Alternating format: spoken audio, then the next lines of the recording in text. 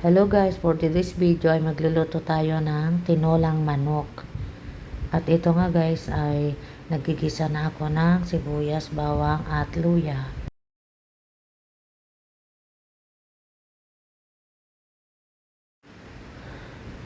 At yan guys, at ilalagay ko na yung buto-buto ng manok.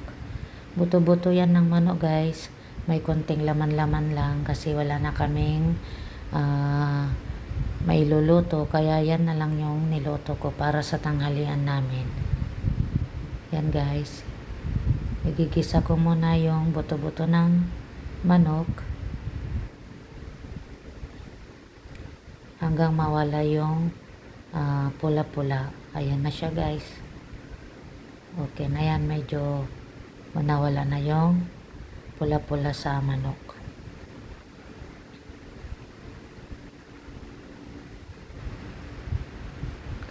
Nilagyan ko ng patis na pampalasa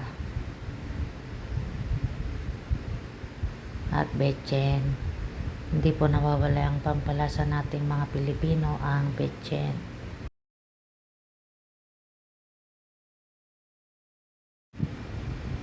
Nilagyan ko rin siya guys ng pamintang durog. At yan, continue halo-halo lang.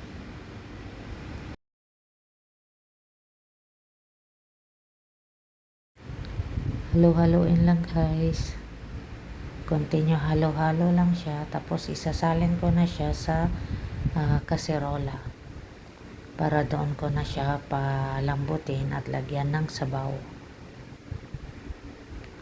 Ayan na siya guys. At ngayon, i-boil ko na siya para lumambot. Lagyan ko na rin ng sabaw ng tubig para sa sabaw. Yan guys, punong-puno yung kaserola. Parang ayan na siya, nagbo-boil na.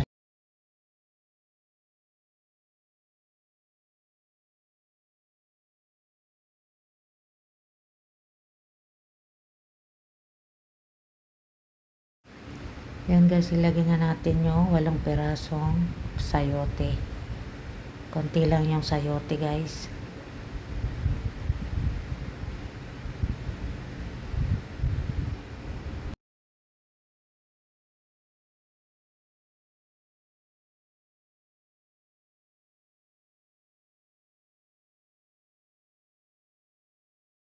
Ito na guys, luto na yung ating tinolang manok.